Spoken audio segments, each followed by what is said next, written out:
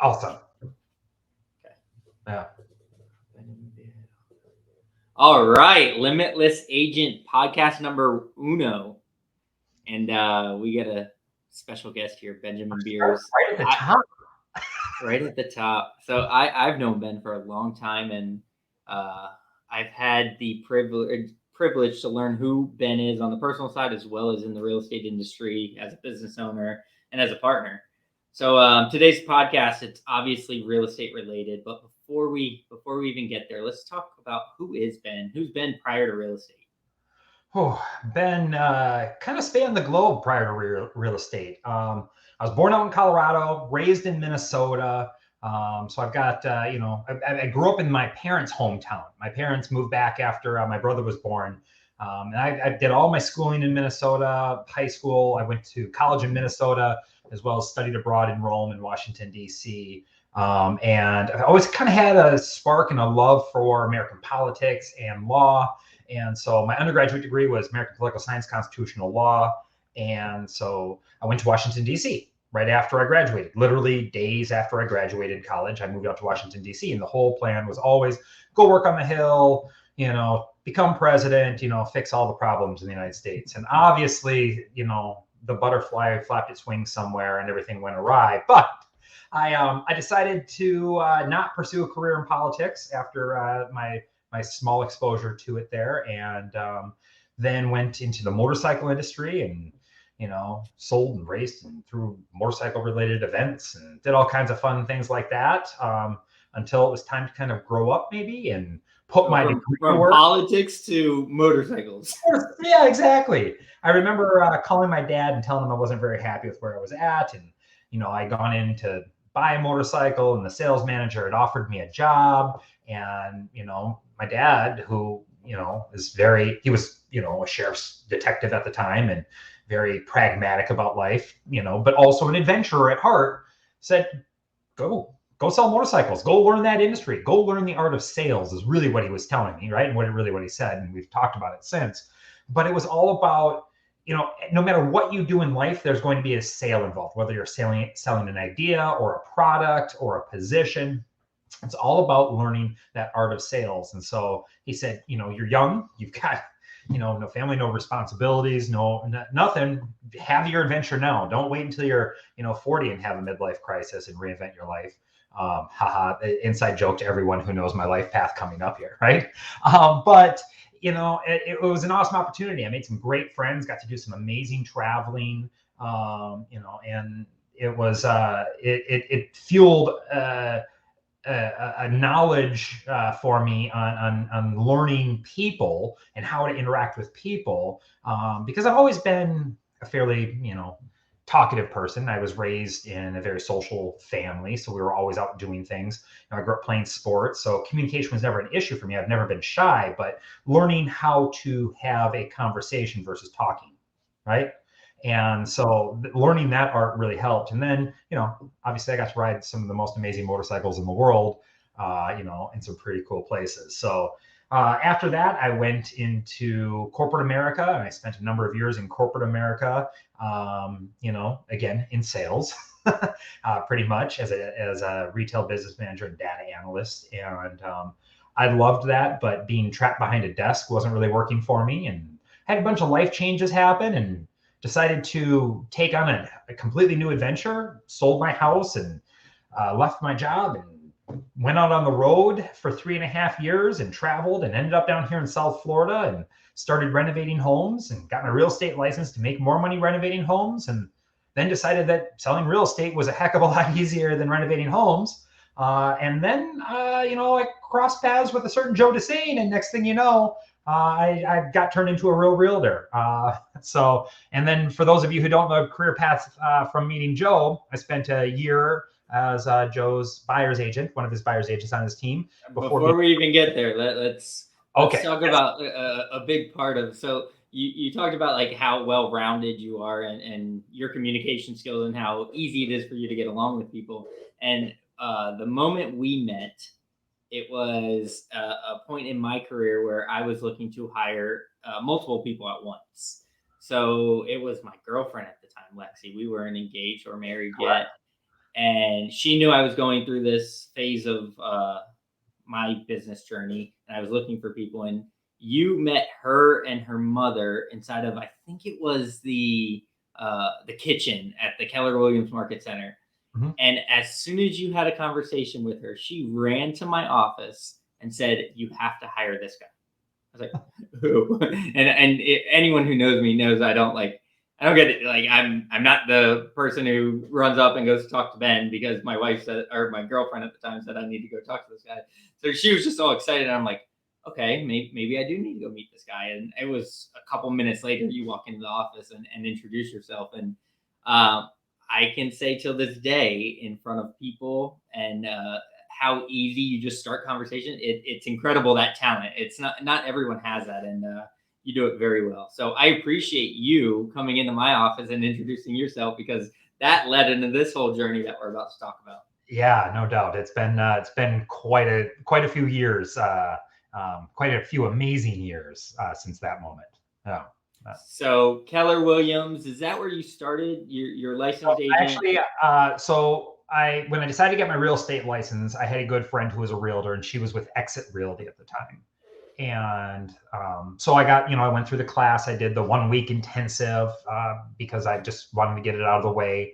I can say I was one of those people who passed on my first try. Hey, and to all of you out there who are looking to get your real estate license, struggling, yeah, it doesn't matter if you pass on the first time or not, because that doesn't qualify you as a good realtor, right? It takes a whole bunch of skill sets beyond that. But I jumped right in.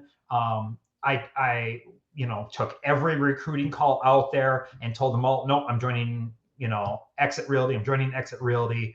And I've got a friend, and almost every recruiter out there to me said, okay, great, good luck, and hung up the phone, except one.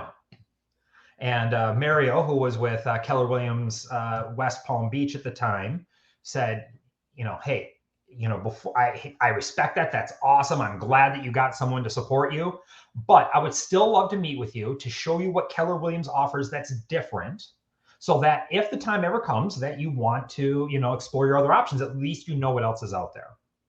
And I thought to myself, well, that's a great pitch. I'm in. I love a great pitch, right? And so I met with Mario and took a tour of the market center, and it was great. And I went to Exit, and it was not great. And again, market centers are different. It's not the brand itself, right?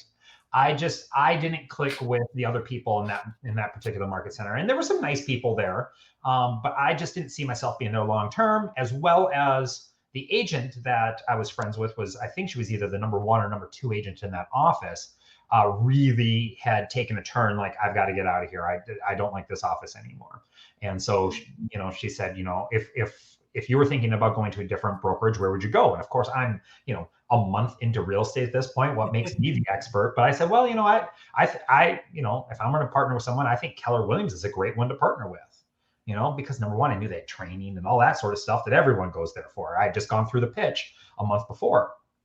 And so she said, well, actually, I've been in talks with Keller Williams Wellington. Let's go meet with them. And, we met with the team leader over there. Before you know it, we were signed on. And then me being me, just putting time in the office, mixing and mingling, of course, I come across Kathy and Lexi, and the rest is history. So, yeah. No. So you started your career, no sales prior to joining Keller? I had done one rental, I think, before joining Keller. Yeah. And then the showing agent on and things like that, but I hadn't taken a listing yet. I'd done my flips, the ones mine personally, but yeah. And then you come to Keller, we're introduced to each other.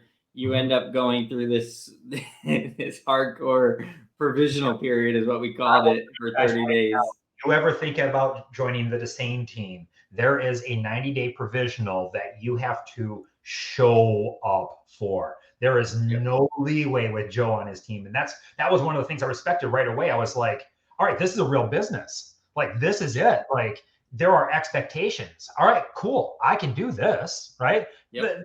The part I struggled with in real estate was I was new to South Florida. I'd only been down here at that point, maybe a year and a half. and didn't really have that many friends. I was brand new to real estate, the industry. So I was still learning how to cross my T's and dot my I's. Not that I didn't have contracts in my background and know how to write a contract and know how to negotiate, but it's learning the nuances of this particular industry.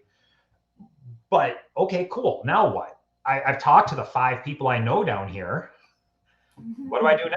And so, you come out with this binder and this 30, 60, 90 and this, provisional agreement contract, and then this whole process. And I was like, let's do this. I like that. All right. And that was, I mean, that was selfish for me. I was tired of making the wrong hires. And I don't know where I learned it or who was doing it, that I'm just like, this is my new model. It was giving me 30 days to figure out if this is the right person or not. And what I learned quickly is after day 2 of putting agents into action and seeing who actually takes action, I knew who was going to make it. Ben was one of those who he was going to make it regardless if he went through the 90 or the 30 days or not. And then we spent a couple of years together doing real estate at Keller Williams until you had another opportunity. And we started at the Wellington office, we moved to Jupiter, and then we took different paths. So what did that look like? Once we hit Jupiter, it was, you had gotten married, you had just had Easton, or where Lexi was about to have Easton, and I had moved to Jupiter, so I was living up there. I could skateboard back and forth to work, which I loved about my place up there. And so I was in the office all the time, and again, fairly conversational person. I'd met most people in the office and talking to everybody. And I found out that the ATL was leaving, and it was still hush hush at that point. That was Chris Giesking. No. What's ATL? Oh, assistant team leader. Sorry. Yes, the assistant team leader. Yes. So you've got in the hierarchy of the internal at a Keller Williams office is, especially a big office like that with, I think we were at 260, 70 agents at that point.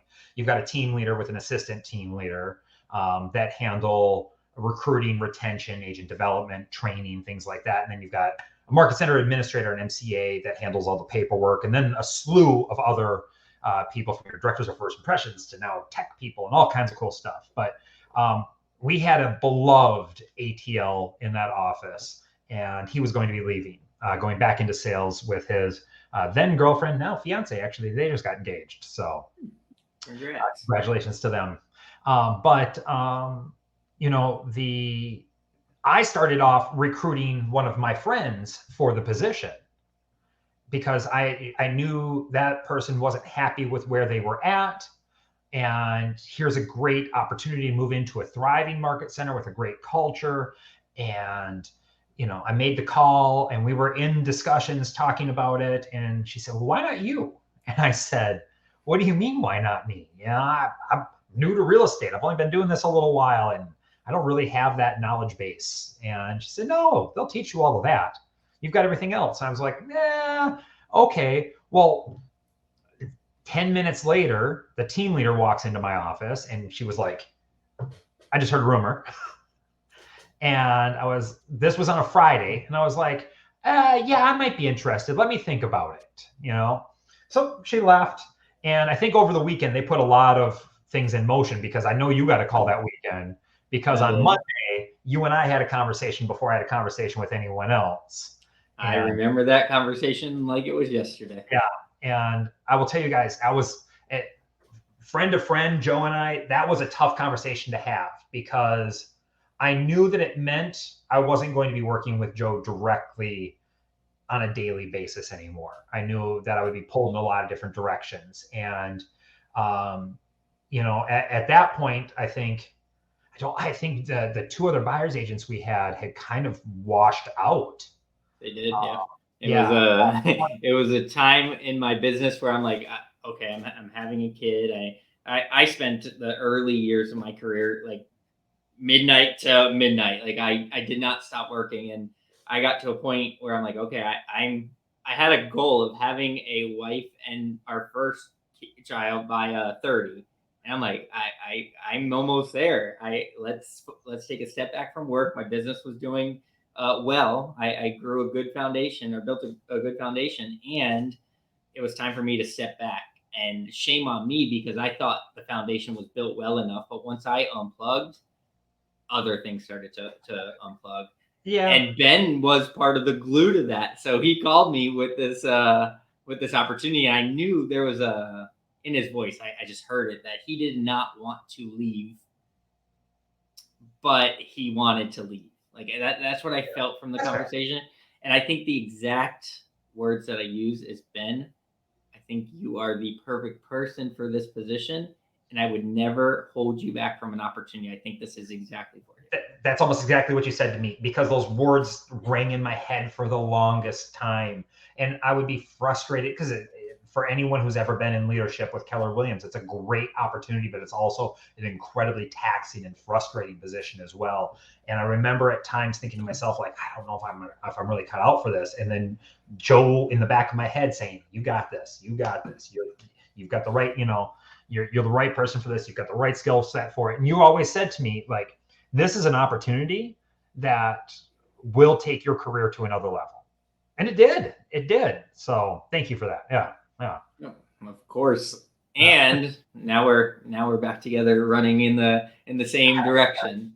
Yes. So you went Jupiter, ATL, up to Stewart. What did that look like? You had a couple roles. With a stop in Palm Beach Gardens in the middle, and then back to Palm Beach Gardens. Yeah, I ended up sort of being the kind of go plug it person for a little while, which was nice.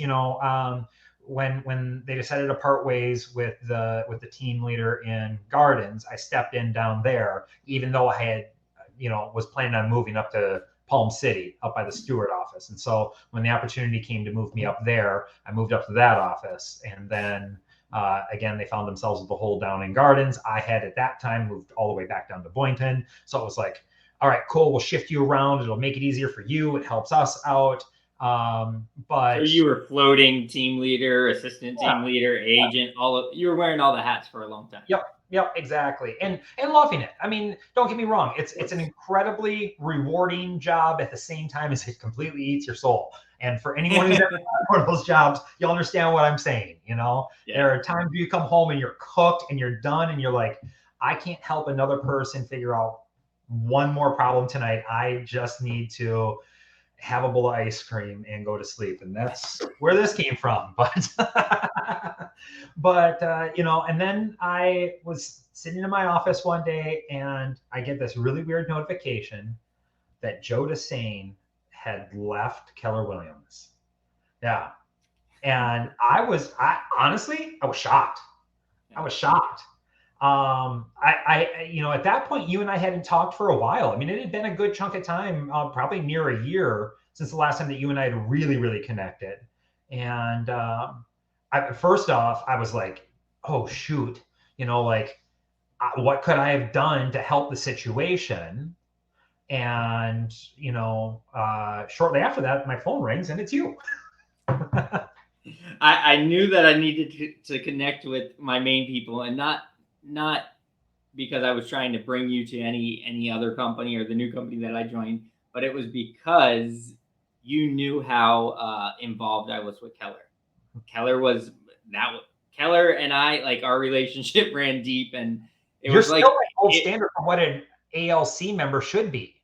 Yeah, but it was like if someone talked bad about my mom when I was in elementary school, I was going to beat them up. If you talk bad about Keller, that was me. Yeah. I would beat you up. And I didn't want the people who knew me to think that I was removed from Keller Williams by any means, or like that something happened that caused me to leave. It was a personal and business decision that I made, and that's why you were one of the first calls. You're in leadership. You hear the stories that run through the market centers, and if I told you first, you can get the right messaging out there to the right people. Yeah. So that was part of it, and I left, and then we sat down for breakfast. Yeah, breakfast, exactly. Kiki's. And yeah, because he asked me the question, is like, why?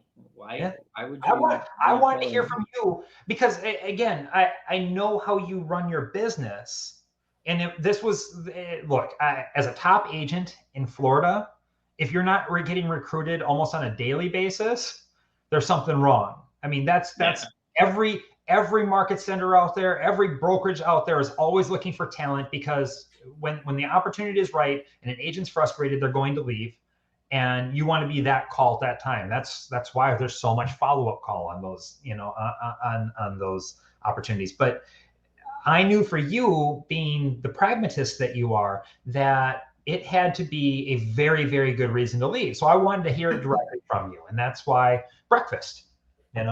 And I think at that breakfast, you tried to recruit me a little bit, or you thought you were going to recruit me back to Keller. And I felt that. Yeah. I did. And I thought, oh, he can be saved. He can be saved. I can bring him back. Yeah. A lot of people did that. And Yeah. a lot of people tried to get me to go to EXP too. And I'm not the type of agent that just jumps around. Yeah. If I make a decision, I'm sticking to it. How long were you at KW? 11 years. 11 years. Yeah. KW first company. Right. I get my license. I fail 5 times. I finally pass.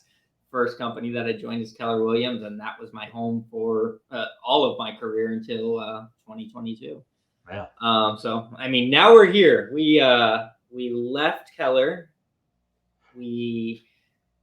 Well, I shouldn't say we left Keller, because we analyzed and dug deep on a new opportunity. Oh, like I said, considering it. I went to that breakfast partly to recruit you back. The other reason was for me to gather the intel on what this was. Because you knew you were going to have to recruit against me. I remember that. Yeah. And so, it's a great opportunity to meet with someone who just left, to figure out what it was that tripped their trigger, right? Because if I have to go up and compete against those people in either retaining my own agents or recruiting against them, I want to know what my competitive advantage is. And I sat down, you laid out the model, and I was like, there's no way. It kept getting better. And then you flip the page and it'd be like another, like, wham, bam. And I'd be like, holy smokes. Yep. And then I think I would send you screenshots. And I said this out loud before, is like, prior to the community and the agents and the downline that we've built so far, I always said to you, man, I know that this may sound too good to be true. And I promise you it's a real thing. Like, I'm not just blowing smoke. It's not who I am, especially with someone that I know like Ben. Like, this is the real thing. And we didn't have enough of a we weren't visual enough down here. Like, we didn't have a presence down here. So it was hard for me to validate everything that I was saying. And I was so worried about that, because I felt like no one's going to believe me yet. No one's going to believe me. And then we started to launch the South Florida territory. And I'm like, Ben, I told you so. Ben, I told you so. And I kept saying that. And there was a point where I finally felt like, okay, people do believe me now. I'm sharing something that I am passionate about, because I know what it is at my core, like what this company is. And now other people are going to start believing it too. Yeah. And that's why, I mean, I knew what it was getting into it, and I had to sell that vision to a sense with you. And then you helped bring on a lot of agents and also sell that vision. So that's the question, like, we can go to now, is why LPT? What we met for breakfast. I explained to you the model, and then you finally made a decision, like, hey, I think it was, you can't beat them, so join them. Was that it? A little bit. It was, at the end of the day, when a great opportunity is in front of you, no matter how loyal you are to your former current employer, wherever you're at in that situation, right? Like, again, like you, Keller Williams through and through. I could talk, not that I'm a disrespectful person, but I could talk trash about any other company out there. But I would defend Keller Williams, even if they were wrong sometimes, And I still, like I continue to say, I still think that just, every real estate company out there is a great real estate company. They are. There are leadership problems in some of the offices. There are, challenges with a particular model, or, a broker in an area or something like that, right? And agents will leave those offices because of personality issues, right? But it's rarely because the model's better. Yep. And just to touch on that with the franchises and the brick and mortars, I started my career in Orlando at a Keller Williams office that was 100% truly in culture, one of the best offices I've ever seen and been a part of. And when I moved down here and started interviewing all the offices in South Florida, I'm like, guys, is this Keller Williams? Because I felt like I was at a Remax for a long time as I was going through these interviews, and that's a problem with the franchises and the brick and mortar offices. You do not get the same type of culture inside of each office. And we went together from Wellington to Jupiter, and it was a complete different culture. Neither were good or bad or better than each other. It was just different. Yeah. And I think at that point when we made that switch, we needed that. We needed a new environment. We did. Yeah. But what's so cool about the cloud-based model is the culture is the same regardless of where you go. There is no boundaries or walls that you're behind. It's the same, and I love that part of it. I thought it was going to be a big challenge at first because I'm very much a brick and mortar mentality sort of person. And, I thrive on personal connection. And for me, that's sitting down at the coffee maker and having a conversation, right? So, do I miss the Keurig connection every once in a while? But you know what? That opportunity exists anytime I, walk down the street to the Starbucks or, anything like that. Plus, let's face it, I'm out in the world enough where it's, I now, because I've been in the industry for a few years, I go to dinner and I bump into 3 or 4 realtors. I mean, so I'm still getting my connection. And then, with our opportunity meetings, with our leadership group and stuff like that, we're pushing each other to expand. And there's so much opportunity to get out there and meet even more people. And again, now within just the few months that I've been with LPT, I've got another 1,000 people that I've met. What did you just call that? Keurig conversation? Keurig conversations. Yeah. Let's start hosting that. I like it. Let's do it on a podcast. We all have coffee in the morning, and that's what it's called. All right. I've got a spare Keurig downstairs that I'll happily bring up and plug in the back. I'll make you all a cup of coffee in the morning. That's awesome. But so what caused you, other than me, what caused you to start looking at this model, and then what made you jump?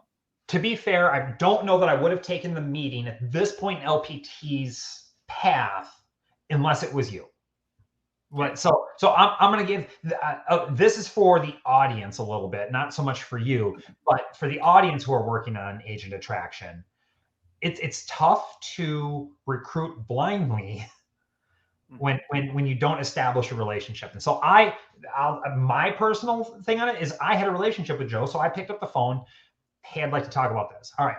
Number one, the model. It's hard to beat. I mean, having a flat fee and a traditional option with rev share possibilities and stock and all of that, it was everything that I was looking for. But it was also the one thing that I found lacking in other brokerages, and this isn't all brokerages, but in other brokerages, and this is a lack that I hear a lot from agents that I have brought to Keller Williams or had talked to during my tenure with them, is the marketing piece. I need help with marketing. And I looked at what LPT is doing with listing power tools and with all the other pieces that they've brought together and thought, this is the solution that so many people have been looking for. Like, this is great. And it's only going to get better as we continue to evolve, right? So I looked at, okay, it fills that need. So the agents that I've talked to who are looking for a solution have that in a solution. It has a ridiculously low bar of entry on that flat fee model. If I'm an agent and I just want to do business and I want to put my head down and I want all the support, all the access to training, all the access to marketing, everything like that at a ridiculously low price, you can't beat this. There is no other flat fee model out there who provides any of this. And the only reason that they can provide that is because of the rev share model on the other side. And so I was like, all right, this looks legitimately like a contender for a real disruptor. And I remember, I don't know if you were, so I'm going to give you credit on this. It was probably 2018. I think it was 2018. Joe DeSane's word of the year for the business model was disrupt. And I remember creating the logos and stuff for it. Yep. And I remember that marketing, and we're going to go out there, we're going to disrupt our market here. And I know that term is now just blowing up, and I feel like everyone's like, oh, I'm a disruptor. But I'm looking at LPT going, this is the disruptor we've all been talking about. And that was even before I learned about homevalue.com, because that wasn't on our horizon at that point. And now I look at all this and I go, I honestly don't know an agent who, if it wasn't for loyalty, would stay with any brokerage other than make the move to LPT. I mean, it's built for massive disruption. And it's for, as far as for what agents are looking for, it's support and training and marketing and brand awareness and national marketing. And I mean, it fills a lot of those gaps, because this company does this really well. This company does this really well. This company does this really well. LPT does all of those really well. So yeah, and I give that a lot to Robert, the owner of LPT, and his mind, and it's so cool to learn how he thinks and kind of watch the way that he is building our brokerage. And he had the benefit, and we all do, to learn from all the models that are currently out there. And the way that we are filling the gaps with all of this, so when agents join us, they don't have to leave us, no matter whether they grow to a point where they're ready to open up their own brokerage, or they want to dip their feet in the revenue share model at the 80-20 split and then go back to the flat fee. Like, it's crazy to think that you can join this company and change which position you're at throughout the life of your career. And it's through June, when Robert was down here at the summer house and we got to spend so much time with him, it was so important for me to really learn who he was. And every time I talk to him, like, my mind is blown. And the fact that he's able to think so far ahead. Like, before our launch, him and I had a conversation, and we were talking about a few of the things that were changing. I'm like, oh my goodness, we are so far ahead of these other companies right now. And with what you're saying, it's going to put us at, like, even if these other companies tried to make the changes to compete with us now, we have a whole other bag of tools and tricks and offerings that we're giving to our agents that it's going to be hard. And I'm not saying someone else can't do it. It's just, it's going to be difficult. And the mind of Robert is, it's pretty outstanding. Yeah. It's fun, because I actually, through our meetings, I actually joined the company before meeting Robert. Yep. And it was right after I joined was the first time that I went out on the boat with you guys and got to sit and chat with him. And I remember, like, just thinking to myself, like, this guy, this is the one that everyone, like, he seems so normal. Like, the way down to earth guy ever. The way people talk about him, like, you would think that, he's going to roll up in his Rolls Royce and they're going to roll out the carpet for him, and he's going to walk down there and people are going to be fanning him, and he's just a regular guy. And you sit there and you talk to him and you're just like, but he gets it. He could roll up in his Rolls Royce, so if he wants. Exactly. But it's just, like you said, he shows up usually in, like, flip-flops and shorts and a polo shirt and a hat, and he's just, I say it all the time, and from those events, like, I have pictures, and I took these pictures on purpose of him literally sitting on the floor of the boat outside on the deck next to other agents going over the marketing material, like, side by side with agents who may only do one transaction a year. It didn't matter to him. But yeah, he is just a normal guy. Yeah. And he looks out for the little guy. That was the one thing I identified really early on, like, because I'm always looking, all right, well, what's the hook? Why is he doing this? The first thought in my head, like the first thought in many people's head, is, okay, well, he's creating a real estate company to feed his mortgage company, because so many real estate companies are creating mortgage companies to feed the real estate business right now, right? And, when I had the opportunity to talk to him about that, and I said, so, why this? And he's like, I built my entire career, all of my businesses have been built upon helping people save money, helping people get to their dreams, right? Whether it's the dream of owning a home or it's the dream of, selling more homes as a realtor. And I could tell he was being 100% honest. It was just authentic. It was just, that's all I really care about. We're sitting on this incredible fishing boat. There's a pair of luxury sports cars parked right up front. It's quite the impact of that first launch meeting. So the sports cars wasn't him. I texted him and I asked, hey, do you have any luxury cars that would be cool to like pull up and get a good video of it? He's like, yeah, which one do you want? So that was all me. That was not Robert's vision. Yeah. That was I just thought it would be cool. And and it was. And trust me, I watched everybody out there, pictures on the orange McLaren and things like that, and it's tons of fun. But, at the end of the day, talking with him, I was just like, all right, this is a leader I can see getting behind, and again, there's, I still think Gary Keller is an amazing visionary. And I listen to everything he says because the man really understands the real estate industry, I think all these podcasts and videos and stuff that I watch from, especially from one company, people always bash the other companies, and there is no, like, Gary Keller, hands down, in my opinion, created the real estate industry and the brokerage platform. He is a leader of that. Glenn Sanford took the Keller Williams model and changed it and revolutionized the industry at that point. And now we're doing the same thing. It's not a copycat mentality. It's, you took pieces of a model that worked well, you built off of it, and now we're doing the same. And we're just doing it a little bit different because it's coming through the lens of Robert's eyes, and he thinks differently. If there wasn't anything as far as innovation, we'd all still be driving around in, horse buggies out there, right? So you're 100% right. Yeah, right.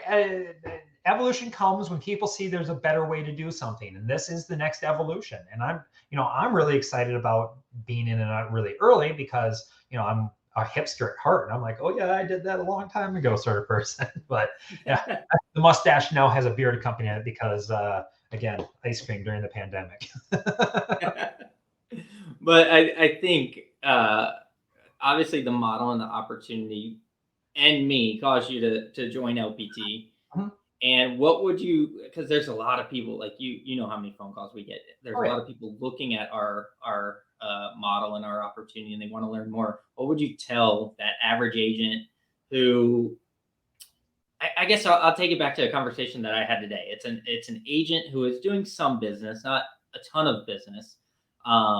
They've been at their current market center. They're with Keller Williams for 2 or 3 years, and they just feel like nothing's changing. Like they're stuck. It's stagnant almost.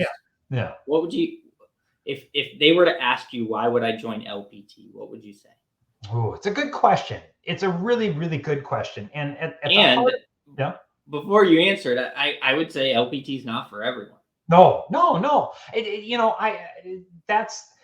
Look, Remax is a great company. Coldwell's a great company. There are lots of great homes out there for agents. And I know that from a business owning standpoint, looking at my X's and O's at the end of the day, trying to figure out where the ones go, where the zeros go, right? That this is a very tough model to beat from an economic standpoint, from a support standpoint. Now, is LPT perfect? No model's out there perfect. Actually, I heard a really funny joke at church not that long ago. The minister said, if you ever find a perfect church, don't join, you'll ruin it, right? but with LPT, we've got such a dynamic path going forward, and the support that's there, whether it's through Limitless agents, whether it's through LPT itself, there are so many different ways to plug in and connect. And there's going to be such the entire philosophy of the company is how can we help each other, right? How can we build better businesses together? And when you look at, all right, well, I can mastermind with agents in California and agents in Toronto and agents in Puerto Rico, right? And learn what's all going on there. But I can talk with, an agent who is going through similar problems that I am right now in Malibu, right? Because we're both luxury waterfront communities. I'm down here in Jupiter, Florida, for those of you who are watching this, who don't know me like that. But Jupiter, I always joke, is like the place you're going to go to the beach to go surf, and there's going to be a Bentley with surfboards, pulling up next to you. It's that sort of community, kind of like Malibu, but being able to brainstorm with those people about what the challenges they're seeing in the market and how they're courting their potential buyers and sellers. Because when people are buying $12, $15 million properties, it's not because they have to move, it's because they want to move. And so I'm tired of the rules and regulations in New Jersey or shoveling snow in Toronto or whatever it is that brings them down here to us, right? It's how to continue to market like that. But being able to pick the brains of those agents in a collaborative fashion is just, it's really awesome. And part of like where my conversation went this morning was we're in a contracting market. Yeah. The market is it's changing, whether you want to believe it or not. And whether you're insulated or not too. I mean, that's South Florida mentality. Oh, we're insulated. We're never going to see a housing crunch. Yeah. Well, we might not as much as other parts of the country, but we will. And I think the biggest thing that agents who aren't doing a large volume and can kind of power through the next couple of years is how do we keep the most amount of money in our pocket right now? Yeah. And the compensation plans that we have, as well as the zero monthly fees, zero monthly fees. It's important, and it is something that LPT offers that should be very appealing to any agent who is looking for another opportunity. Yeah. Look, I wish agents didn't have a problem paying monthly fees.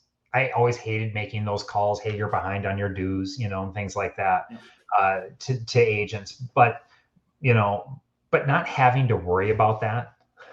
Not having to worry That's about. one thing that Robert said is like through his other business where he would charge monthly fees and have to run the credit card, and then it possibly declining, and then or pulling the last $40-$50 out of their account, and then he has to think, did I just take dinner away from that family?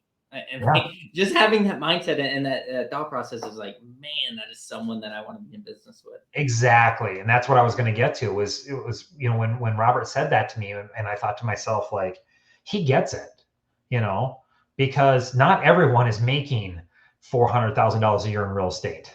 So many of the agents out there are making $15,000 a year. And all right, well, how can I make sure that $15,000 goes as far as it can? And then what tools can I get to support them to grow it?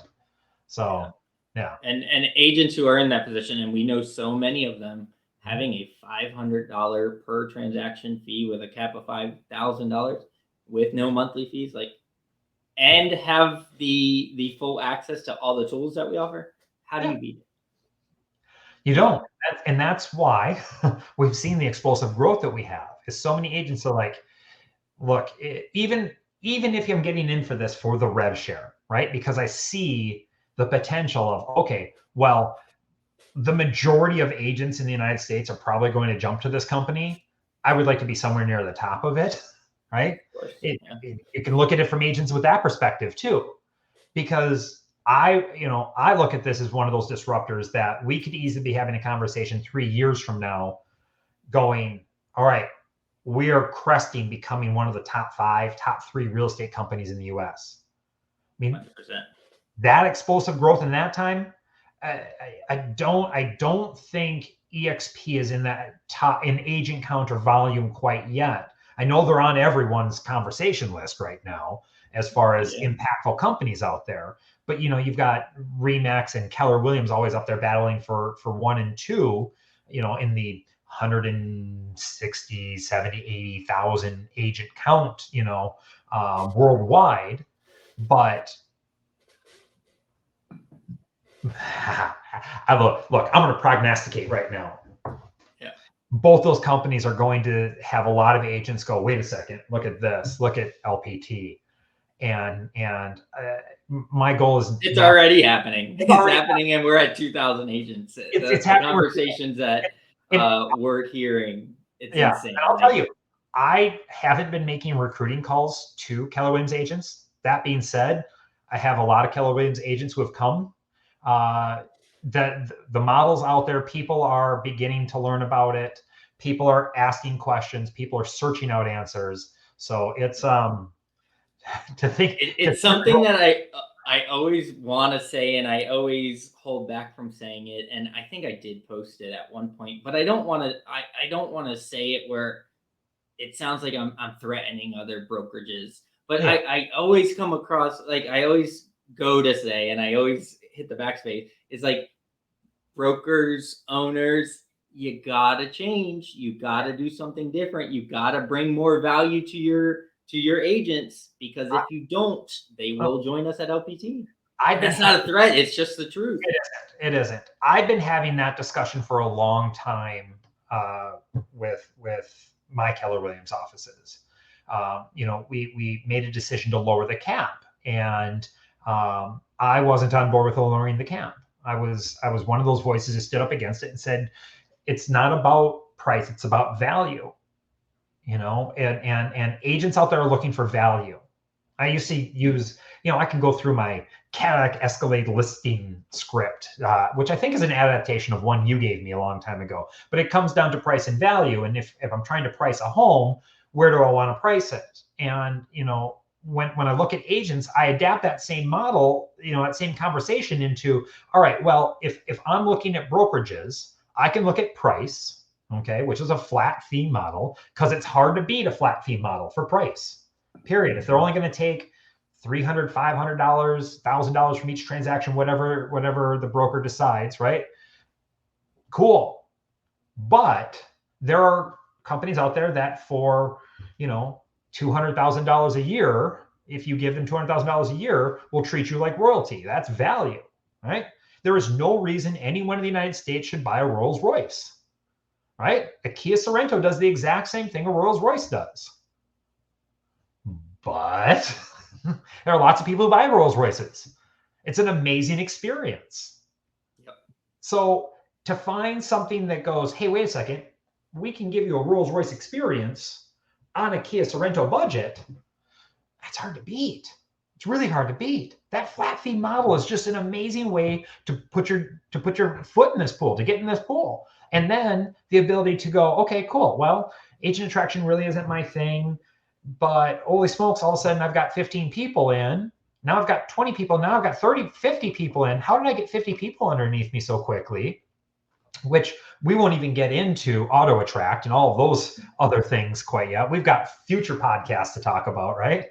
But being able to grow that downline and then look at the numbers and, my rev share is making over $10,000 a year. All right, well, it's time for me to switch from my $5,000 cap to a $15,000 cap and earn that rev share, because now I'm in the positive on that. And that's revolutionary. Like that's options. Yeah, options. That's what is so attractive. It's options, and it's the ability of getting in early. That was something that was important to me. And comp plans, options, and the company and who is leading the ship. That's what it was for me.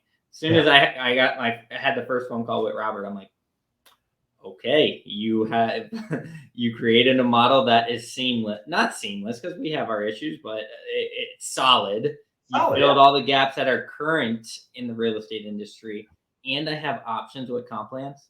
Come on. Yeah. It's a place that I'm ready to call home. And I did in February. I've been here for 9 months now, and you've been here for what, 5 months? May. I think it was May, end of May. Yeah. And I know we're both loving it, and we have 2,000 other agents who are loving it as well. So let's wrap this up. Any final closing words you have to our audience? No, just to you.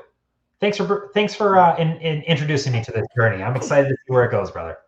Absolutely. I'm glad you trusted me enough to look into it, and it was exciting to see you come on board and what you've built so far. Like it's just wait. going to be life changing. And yeah, it's that Lamborghini's coming, buddy. It is, and the matching Ducati with it. So that's right. All right, buddy. Thanks for being podcast number 1. I love it. To future podcasts. Yes, sir. See ya.